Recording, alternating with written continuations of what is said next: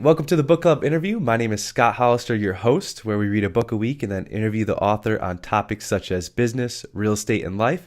Today's guest is Mindy Jensen from Bigger Pockets. She has wrote the book on how to sell your home, the essential guide to a fast, stress-free, and profitable sale. She's an experienced real estate agent, investor, shares her countless tips, tricks, and tactics to help sell your home quickly and easily. Her practical real-world advice will help you turn your house into a buyer's dream and give you the know-how to sell your house for top dollar. So without further ado, welcome to the show, Mindy. How you doing today? I am doing really well. Thanks for having me, Scott. Thanks for coming on the show. You're more than willing to come on, so I really appreciate that as I just start out with another passion of mine. So welcome. I love talking about real estate. It's a passion we share, and definitely, Bigger Pockets is credited a lot of my successes. So I'm really excited to have you. I mean, just everything you do for the community, and it's real positive, and you're truly helping people out there. So I can't thank you enough. Well, you're welcome. It is a passion project of mine too. It is. It doesn't seem like work every day of the week. Awesome. That's good. Well, let's roll right into it. Chapter 1. So you have an introduction. You wrote the book on how to sell your home, which I think is a very important thing because for most people, it's their largest investment. It's their largest sale and buy of their life. So, of course, you want to have the best people on your team to sell your home. So let's roll right into wanting to sell your home versus needing to sell your home. How does this direct the sales path? Well, so if you are looking to sell your house and you're not, if you need to sell your house, like you are getting a cross-country trip, you live in Connecticut, and all of a sudden your job is now moved to San Francisco, you need to sell your home. If you wake up one morning, you're like, I just cannot look at this ugly wallpaper one more day. I have to get out of this house. I want to sell my house. You have different needs, different timelines, and it affects how you sell your house. When you're moving across the country, you are going to need to accept an offer sooner than later. So you don't really need to hold out for an extra $1,000. You shouldn't hold out for an extra $1,000. So having a good need, having a strong need to sell your house is different. It helps you accept a lower offer. It helps you accept, really look at the offer and see what the contingencies are, see what sort of financing they're getting. The ultimate goal, anytime you put your house on the market, is to sell it, but you want the easiest sale possible. So you don't want something with a lot of contingencies, something with a lot of like ifs, could this fall through? You don't want weird financing or, anything like that. Somebody just on the borderline of your property price is going to have a harder time qualifying than somebody who really hits all the numbers. So, it helps you compare offers if you're in a multiple offer situation. Our current market where I live is ridiculously hot. So everything sells for over asking. There's a bidding war on everything. So it's hard to decide which offer you want. And I tried to just share with people different things that they need to learn, different things they need to consider when looking at offers. That's amazing. I mean, you have a wealth of experience, and in the book, I like to, give real life examples. And before I got into real estate investing, it seemed really black and white, like you're playing a checkers game. But you really broke it down like it's more of a chess game, and there's certain pieces, and in which path you choose has many. You're thinking 5 steps ahead, which is amazing because. And you break it down so beautifully, and it's so simple in the book, such as selling as an investor versus homeowner, and let's go right into that. Let's just say I'm an investor. What are some common challenges, selling as an investor versus selling as a homeowner? So as an investor, the two main ways that you sell as an investor is either as a fix and flipper or as a landlord. As a fix and flipper, your biggest challenge is going to get people to, twofold actually. Why is this house priced so much higher than it just sold for 6 months ago? Versus, not every fix and flipper will stage their property. So if you have a weird space, if you have, a smaller area, it may look too cramped if you do stage it and it looks like vacant, and what am I going to do with this space if you don't stage it? So as an investor, you need to think about like your end buyer. What are they doing with this property? Make a list as a fix and flipper. Make a list of all the things that you've done to upgrade this house. It's got a brand new kitchen. It's got all new electrical. Especially make a list of things that aren't readily apparent. Like, wow, it's got a brand new electrical box. Nobody knows that if you don't tell them that. And they probably don't even understand what that means if you do tell them. All new plumbing. Well, great. I hope it has plumbing. But, explain why this is a good thing. This is really important. It's got a brand new roof. It's got, new paint is not going to sell the house. But, highlighting all the things that you've done versus an investor, a landlord who has, you have to consider, am I going to try to sell this with tenants inside? Am I going to wait until after the tenants get out? If you try to sell it with tenants, then you have to kind of work around their schedule. There was a question in the Bigger Pockets forums the other day. My landlord tells me I have to do this and I have to do that because he wants to sell. No, your landlord might tell you anything he wants, but that's not true. You have the right to quiet enjoyment. And now his landlord has created this confrontational atmosphere. And I'm like, you could sit around in your underpants watching TV as loud as you want. And that is going to make buyers uncomfortable, and they're going to leave and they're not going to buy it. Versus the landlord saying, hey, how about if I put you up in a hotel tonight so that I can show your property?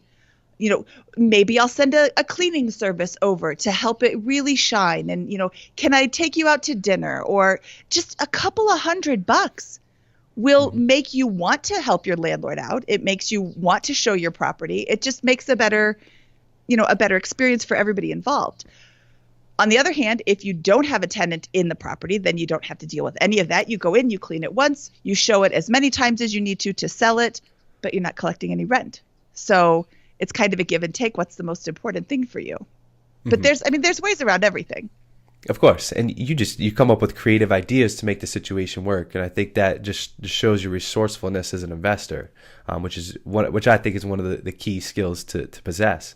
Now let's go over to selling as a homeowner. And you break this down into chapter 5, 6, and 7 into 3 parts. Part 1, repairs, part 2, declutter, part 3, staging. So let's go right into part 1, repairs. So looks, smells, and curb appeal. Or is it real? Yeah. Curb appeal. If you have the crappiest looking house on the block, it will still sell, but it's going to sell for less. And landscaping is not that hard to do.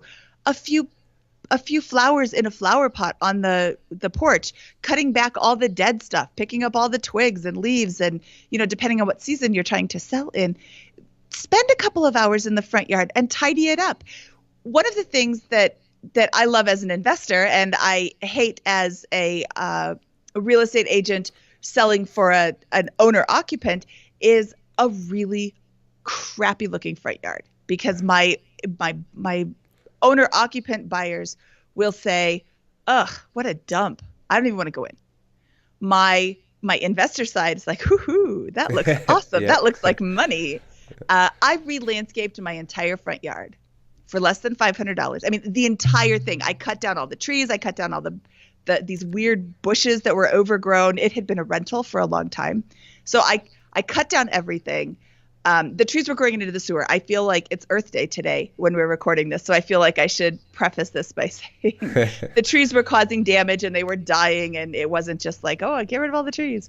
But for $500, I got a couple of loads of rocks. I got a bunch of plants that I live in Colorado. I got the xeriscaping plants, and it took a week to landscape it because it was really hot and I didn't want to stay outside all the time. So I took a lot of breaks, but it's pretty easy to landscape. You dig a hole, put the plant in, put the dirt back in, cover it up with mulch or rocks or whatever. Like, it's not that hard, times like 1,000 because I have a big front yard, but it's not that hard to do, and it makes it look so much better. I get compliments every year because of how pretty my grass looks. I'm sorry, not my grass. My grass looks terrible. How pretty my yard looks.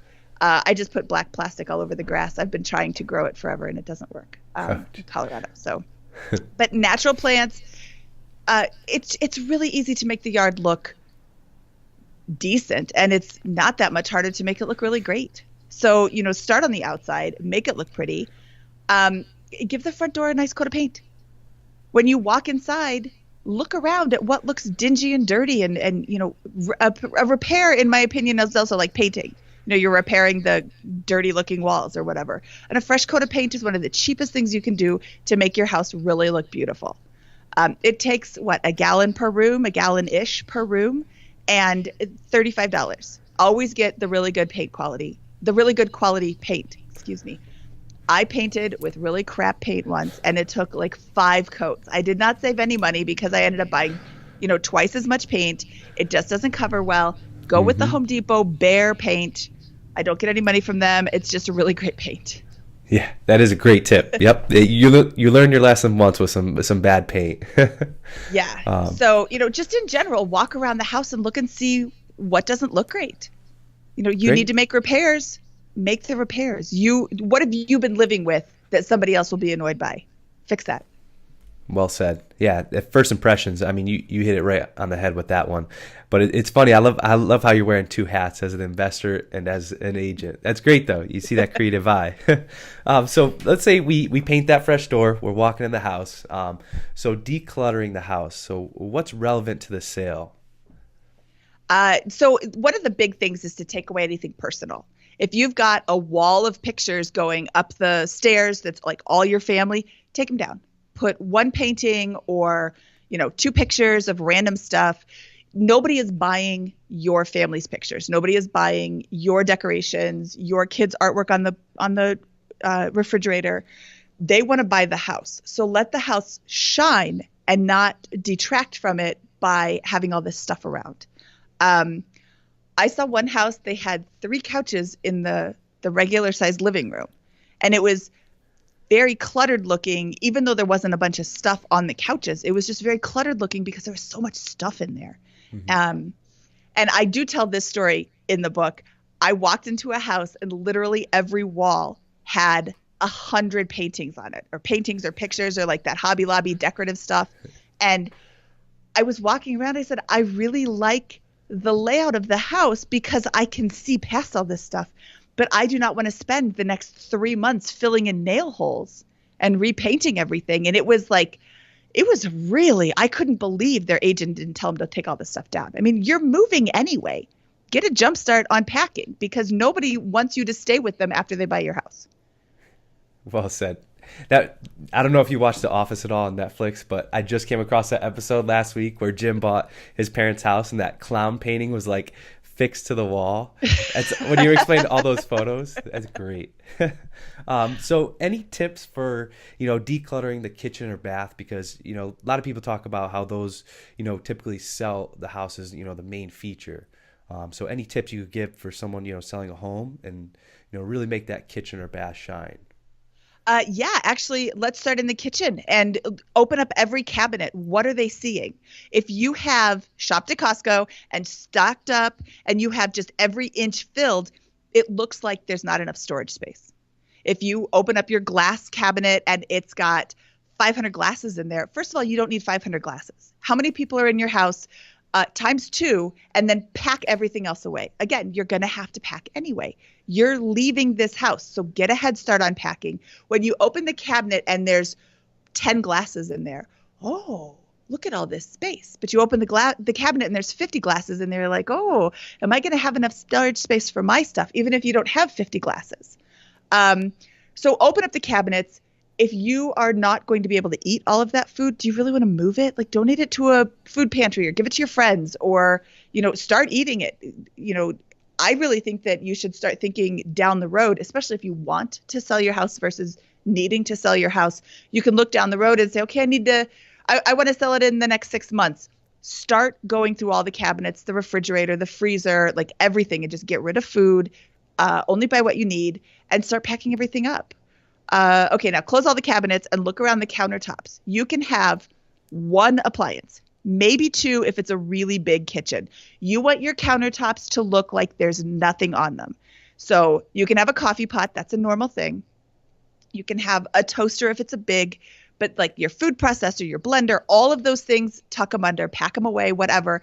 Hide them in some way And I mean, good luck hiding them because buyers go through everything. So you can't just like tuck it behind your bed because they'll probably see it. But get rid of it so the kitchen looks spacious because your kitchen sells your house. Your cabinets, make sure that they're clean. Like the outside. I don't know if you've ever seen a house where they've had oak cabinets for 50 years and there's like, oh, they never used the handle. They just grabbed it. There's this big, dark, like gross. I have 2 kids, so everything's dirty, but like it's just gross. So wipe that down. And sometimes that takes a little bit of elbow grease depending on how much dirt there is. But just wipe it down. If you've got stainless steel or if you have any sort of surface on your dishwasher or your oven, make sure everything's clean because cleaning doesn't cost anything. But people walk in, they see something dirty, and they're like, oh, gross. What else is going to be disgusting? And nothing on the kitchen refrigerator. Okay. Nothing. Maybe one magnet with like your real estate's name on it or whatever, your agent's name. But that's it. You don't want to have a ton of stuff cluttering it because it just looks busy and people don't want to see that. Going into the bathroom, take out all the towels. If you've got a little cabinet there, take out all the towels so you just have 2 or 3. Make them look really nice. Even go out and buy nice towels that you put in there and then never use. Just, use your crappy ones and then like put those in the bed or store them in the washing machine or whatever. But have it look nice and very spacious, the cabinet there. Nothing on the sink, nothing on the countertop. Clean out the toothpaste from the sink, wash the mirror, clean the toilet, cover up put the shower curtain all the way out. Just make it look clean and nice and, unstinky. Get a little air freshener. Yep. So basically like before families coming over for Thanksgiving, Christmas, same roll call, right? Exactly. You just want it to look nice. You want people to walk in and say, oh, instead of walking in and saying, oh. Mm-hmm. Oh, that's great. And I think you touched on, part 3, staging a little bit. All you said so far was, the front lawn, you maybe said $500 and, $35 per gallon of paint and a couple elbow grease. That's not a lot. And it sounds like it goes a far way, when bringing clients through your home. So, is staging worth it and can you do it yourself? Depending on your market, staging is usually worth it. There is a house in my market right now. I think they priced it too high to begin with, and it's been sitting in a market that nothing ever sits in. They came in and they staged it really, really well. They had it all vacant, and they had like some weird spaces that you're like, oh, what do I do with that? I think now that it's staged, it looks a lot better, but they should have started off staging. They did it professionally. You don't have to bring in all new furniture, especially if you're the owner occupant still living there while you're trying to sell it.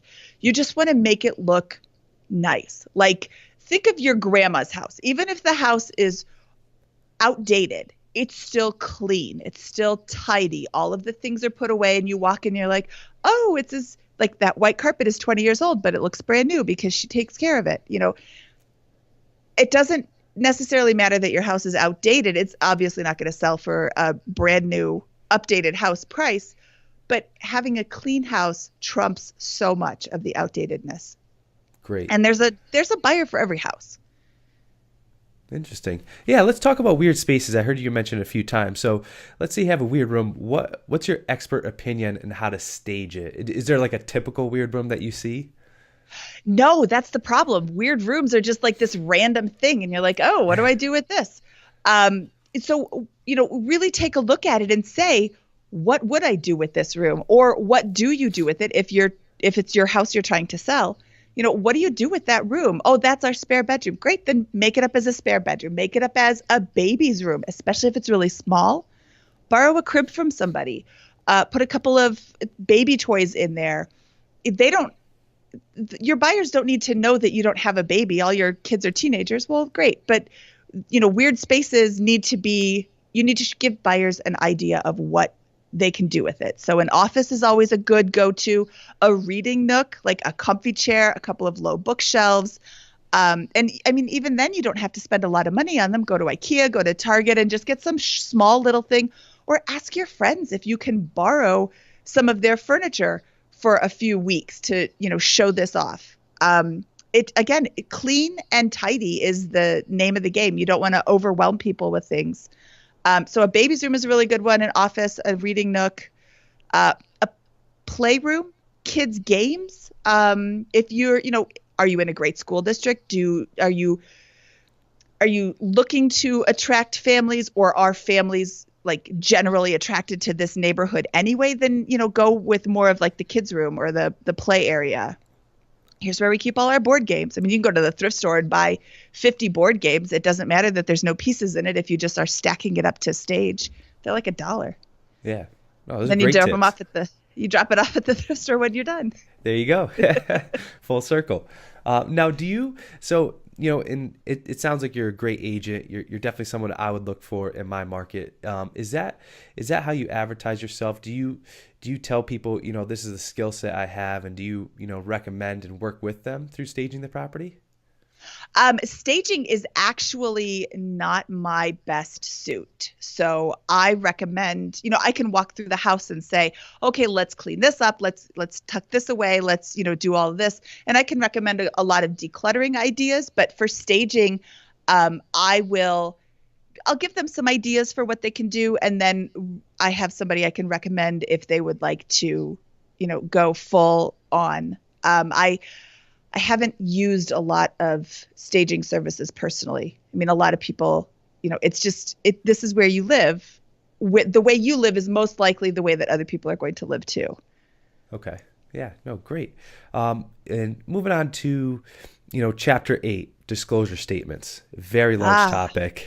I love it in the book. The examples. My favorite. The snake house versus the spider house. Oh. Yep. Okay. Yep. So a lot of people are afraid of the disclosure statement. Oh, if I tell people that there's been water in the basement, they're never going to buy the house. Well, okay, so then lie to them and tell them that there's never been water, or just check the box. No, there's no water in the basement. And then when they get water 3 days after they move in, they're going to sue you. If you tell them ahead of time, hey, we've had water issues. Are you still getting water issues? We're still getting water issues. Then they either don't buy the house, which is better than being sued, or they do buy the house and then they've already acknowledged that you've disclosed it, so they can't sue you.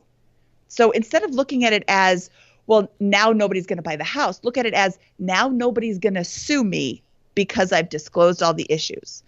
You mentioned the snake house. The snake house was purchased out of foreclosure. The banks don't have any obligation to tell you anything about the house because they didn't live there. They don't know, they're not, I don't really think that they're purposely trying to mislead you. I think they just have 1,000 houses they're trying to sell. They can't know everything about every single one. Of course. Yep. These people bought the house, they moved in, and it was built on top of like a winter snake hibernating. It was, which I don't even know is a thing. The water tasted funny. Yeah, I didn't even know that was a thing either because I'm not into snakes at all. Their water tasted funny. There were snakes all the time in the house, around the outside. Like they just had snakes. I think it was like 1,000 snakes underneath the house or something. It's just so gross. They had to walk away from it. They're like, we can't live here anymore. But in that instance, their agent said, oh, just go ahead and sign the release. Like, I think their agent kind of misled them, but they signed the release. They didn't have to sign the release. They signed the release, so they have no recourse. Okay. With the spider house, I think the house was built on top of a spider hibernation space. Litigation is still ongoing with this one. The people who were leaving did not disclose. The people who moved in, they're like, there's spiders everywhere. They went in and they counted spiders. It was like 6,000 spiders, but it was during the winter when spiders aren't very active. And they were brown recluse spiders. It's not even like your daddy long legs. It's these poisonous spiders. And the people had to leave. They're suing their insurance company. They're suing the people. And it's just a giant mess. Now, if the people selling would have said, hey, there's 1,000 spiders in here, they would not have bought the house. But if they would have bought the house, then they have no recourse for the other people. It's a really awful situation. I feel really bad for them. And And I mean, it was like a $600,000 house or something. Like they're out a lot of money. It's not just, $100,000, which is still a lot of money. I mean, I'm sitting here. Oh, it's not $100,000, whatever. But that's a lot of money. I have a friend who has a house 2 doors down from me. It flooded every time there was a drop of rain, like massive flooding. But they bought it in foreclosure. They couldn't, sue the bank or whatever. They put in a drain system and have not had water since. It was a very heavy duty drain system. They've got 3 massive sump pumps.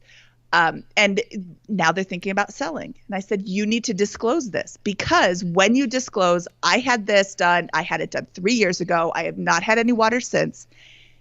If they get water in the future, they can't come back and say, oh, well, you never told us. So it really does help you and covers your butt if you disclose. And, you don't want to be sued. No, that's well said. Now, just a quick question from that. Now, let's say, you have an agent, and not all agents are created equal, and they're, guiding the buyer, and maybe they're doing it for their own self-interest, and you really don't have to disclose that. Now, is there any recourse for the homeowner to say, hey, my agent pushed me on this, or is it more on, buyer beware? So buyer beware to a certain point. Yeah. In the case of a material defect, I believe all 50 states have the requirement that you disclose any material defects. And that's a good rule of thumb is a material defect costs a lot of money to repair. Like the roof leaks. Well, that's going to cost money to repair. I got a hole in a window. That's not really a material defect. You fix the window and you're done. So a material defect, a broken foundation, mold, water in the basement, significant water in the basement, that kind of thing, you need to disclose. You as the seller need to disclose this to the buyer. And if your agent tells you, oh, you don't need to disclose that, you need a new agent. Because ultimately you are responsible. Yeah, your agent, may or may not, they can say whatever they want later down the road. This is your house and you need to be able to sleep at night. And you wouldn't want somebody doing it to you. Of course. Yeah. And I think you did a great job of that. Chapter 12, interviewing real estate agents, you put a lot of great tips in there. And you talked about how there's a low barrier to entry as an agent. How do we find the best agent for our needs? Ask questions. Ask for referrals and keep asking questions until you get the answer that you want, or until you decide, hey, this person is not for me. There are real estate agents, and I don't think that there are real estate agents out there who are, actively trying to mislead people. But there are real estate agents out there who are maybe not knowledgeable of the laws, or, maybe I think that's really a big one, is that they just don't know. But, I have a question for my agent. I can't ever get in touch with them. That might not be the agent for you, especially if you're nervous about selling your house or buying your house or whatever. One of the biggest things that I recommend is asking your agent how they like to communicate. If you are an older person and you don't want to text, having an agent who prefers to text isn't the best agent for you. You want somebody who will pick up the phone and call you. Most importantly, you want somebody who picks up the phone when you call. That's my number one tip for any real estate agent out there listening. You want business, you want to stand out above everybody else, answer your phone when it rings. Well said. If you've got a cell phone, it has the number right there. You don't need to let it go to voicemail and let them leave a message. Answer your phone. 1,000% of agents don't answer their phone when you call them. They let it go to voicemail, they'll call you back or not.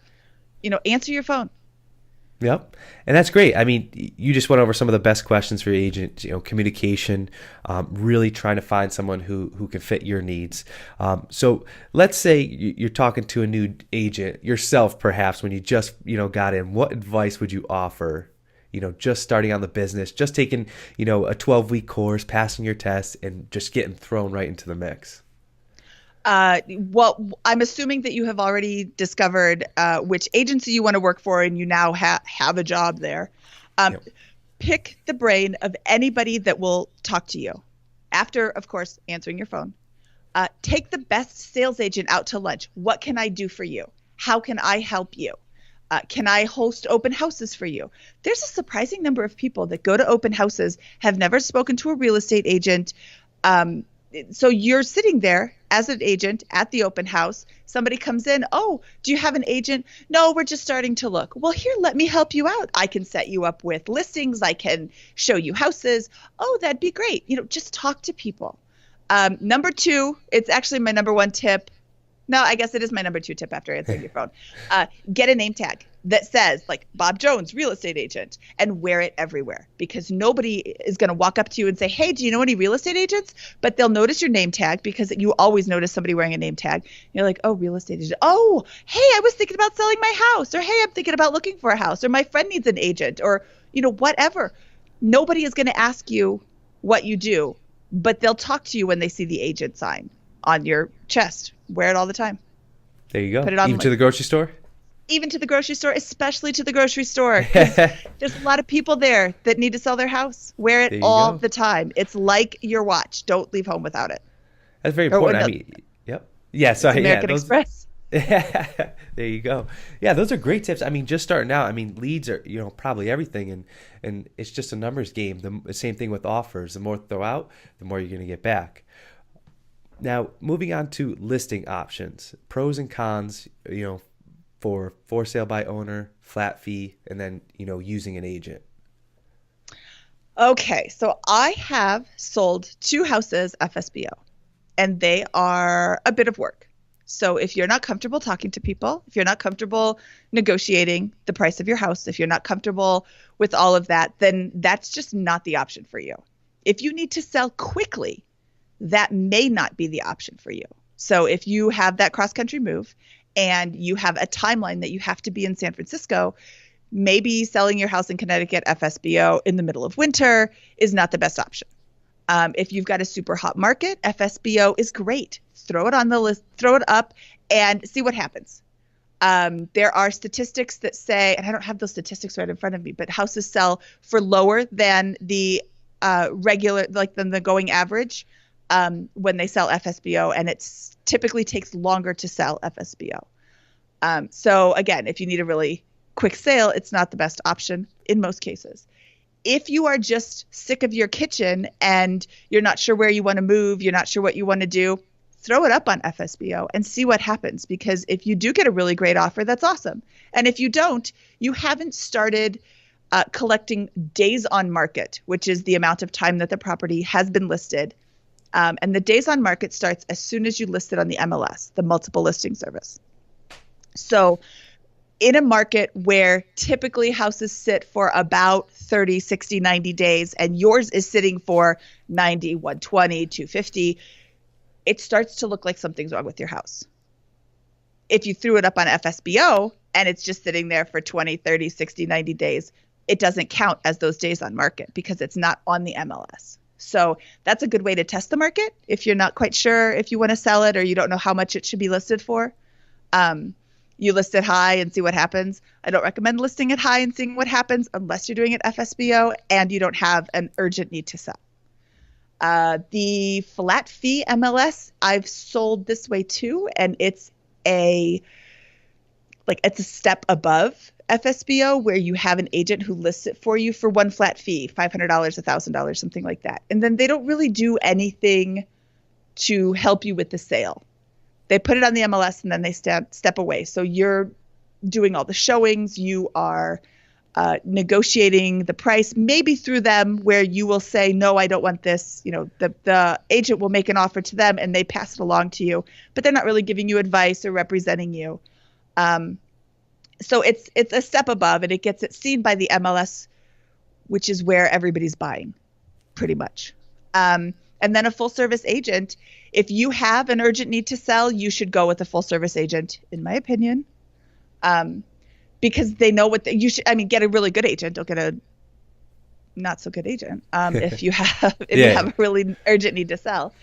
But a qualified agent, an experienced agent will know the market, know what you should list your house for, know how much repairs you should do. They can recommend things that you have to do this or it's going to cost you X amount of dollars on the offer. Or, you know what, that's okay. You can leave that. In this market, things are different than other markets. So yeah, you just have to, again, it goes back to, that's why I made that chapter 1. The first chapter is, what is your need to sell? What is your reason for selling? Because that really does drive every part of the sale. Well, it's really great that you're checking in with possible sellers and, here are your options. And I love that you're not saying, hey, I just want the listing. I'm working for the commission. Here are your best options. Here are why. And here's what I can offer. And you kind of step back and let them choose. I think that's awesome. That code of ethics that agents take, I think that standard is very important. And to uphold that speaks volumes about a person. I completely agree. Not just because you're saying nice things about me, but yeah, I mean, yeah. I want to help you sell your house. I don't want to do it for free. Let's be honest. I mean, everybody works for money. Yeah. But I want you to have the sale that you want. And if my services aren't really what you need, then don't use them. Don't feel obligated to use me just because, you heard me on a show or you read my book and, oh, I have to use you now. Or, don't feel obligated because the agent came to your house and pitched you on their sales presentation. Go with the agent that best fits your needs. And sometimes that's not even an agent. Well said. Now, competitive pricing. This is very important. So how do we price our homes competitively based off comps in the area? Okay, a comp is a home that is similar to yours in a nearby location that has sold. It doesn't matter what houses are listed for. You can list your house. You actually can list your house for any number you want. You want to put your house on the market for $1 million, even though it's worth $225, go nuts. Your agent, I think, is silly for listing it for that price, but you can actually put it on the market at $1 million. That's not a comp. What's a comp is what is a house that has already sold. So, and recently, in this market, in my market, it's very, very hot. Recent is like 2 or 3 months, because 5 months ago, houses were selling for a lot less than they are now. And a year ago, it doesn't even count.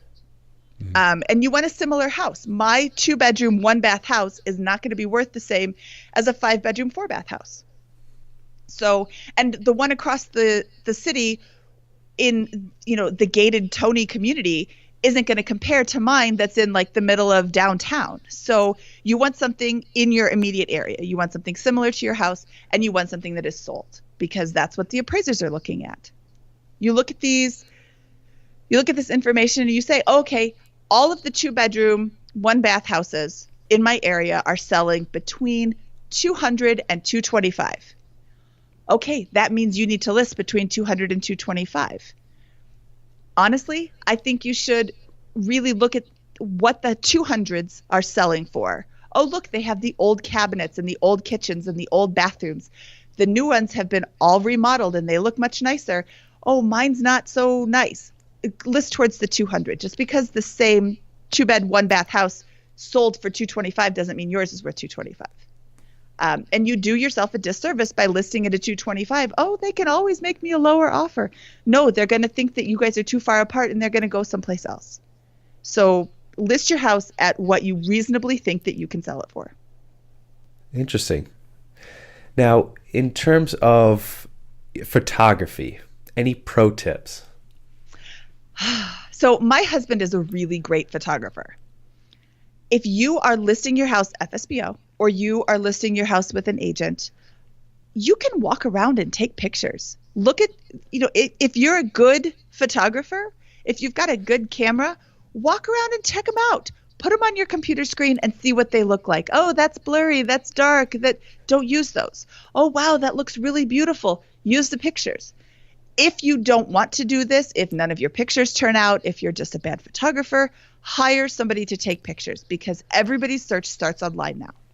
And I say everybody, I think it's like 50, 60% of home searches start online. And I mean, they're going to Zillow, they're going to Redfin, they're going to Realtor.com, which all pull directly from the MLS. So the pictures you put on the MLS are the pictures that everybody's seeing. And if nobody can see your house, if you've got this, tiny little picture taken from 3 doors down, That's a bad picture. You want people to see your house and say, I want to see that house, or say, I don't want to see that house.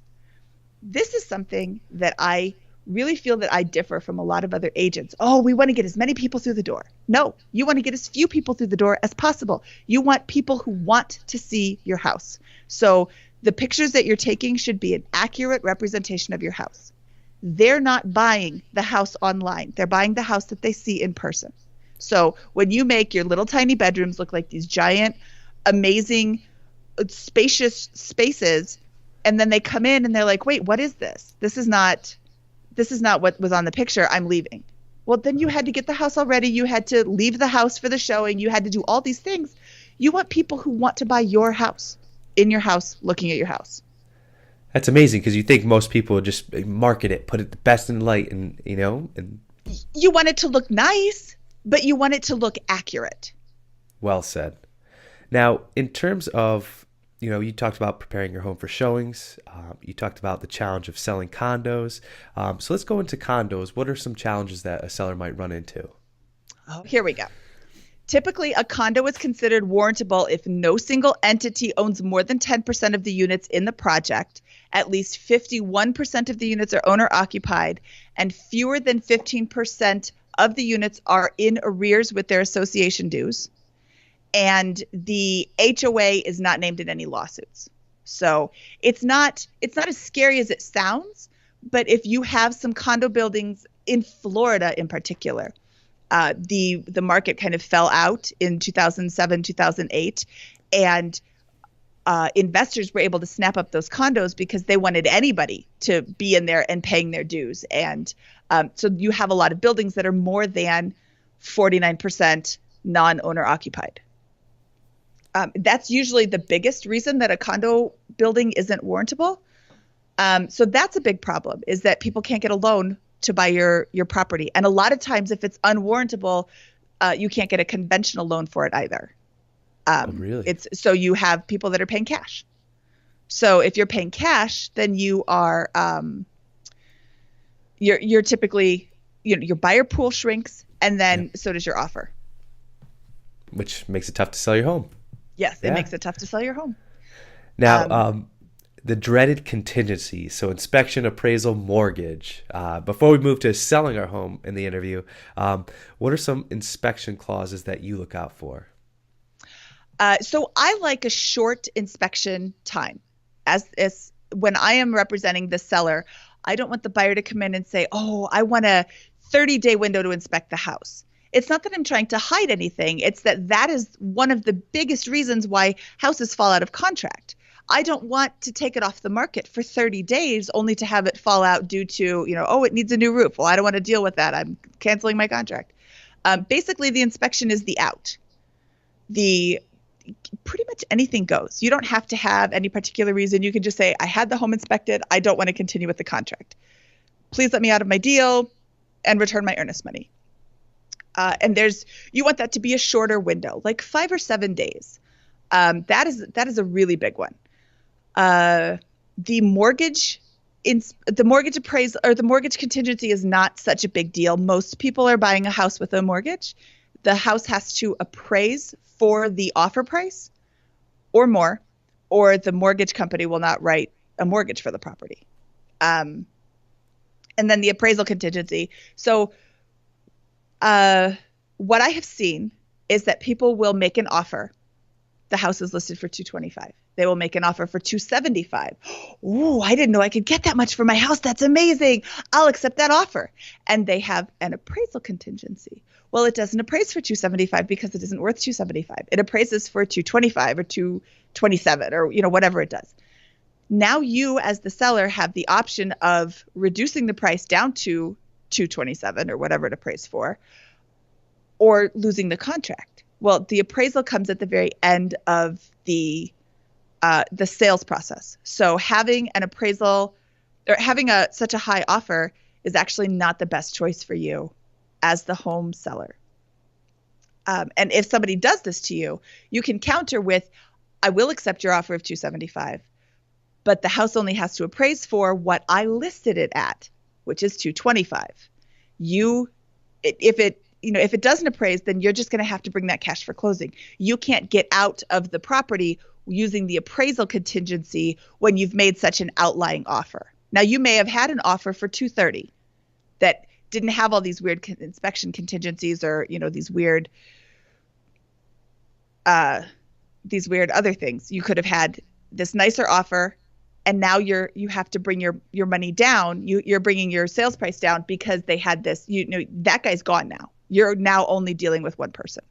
So that's a weird thing to look out for. It's not really an inspection contingency, though. Yeah. Sorry, I kind of went on a tangent there. No, it's great. Amazing tips, because you don't really hear it that much, and I, from my experience, most agents aren't as experienced as someone, in this book. Like, it just sounds, just from reading the book, I have such a better understanding. And, if I'm selling a home or even working with the agent and buying a home, I can go through this book, and you put certain checklists in there, which I think is great to bullet point, ask the right questions, make sure someone fits your needs. And you really do want to make the right decision, because this is a huge purchase or sale in your lifetime. So.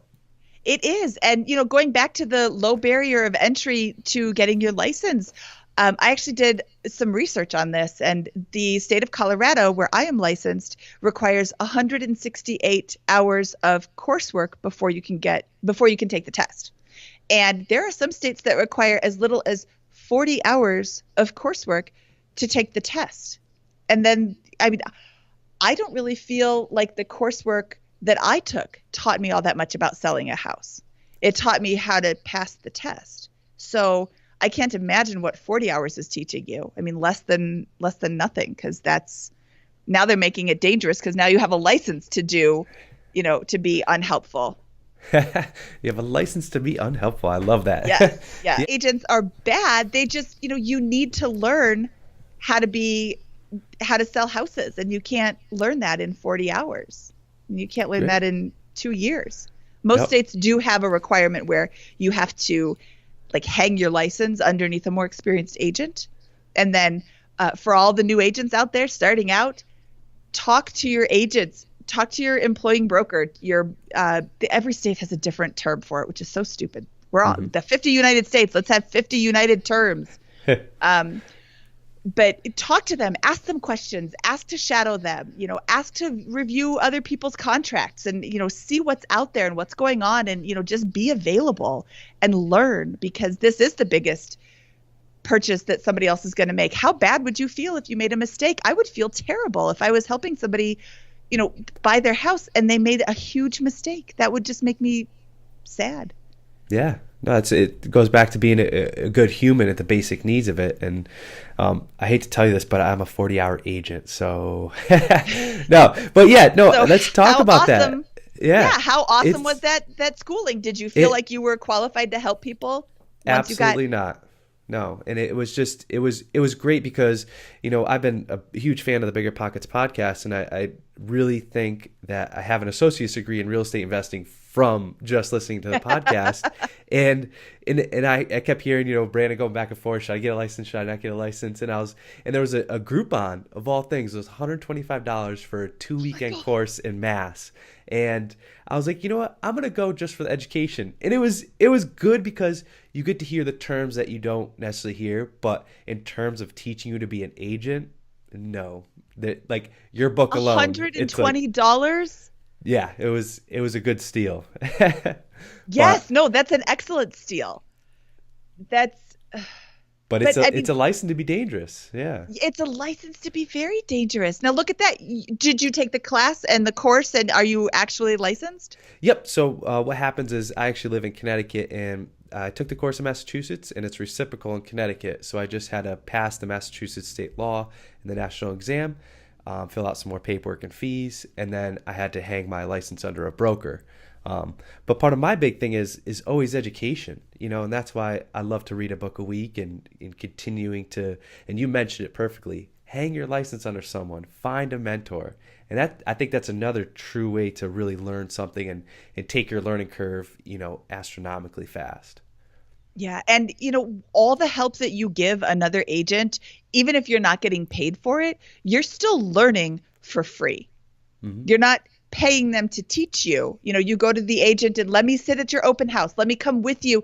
Especially if you're a female agent, you should take somebody else with you.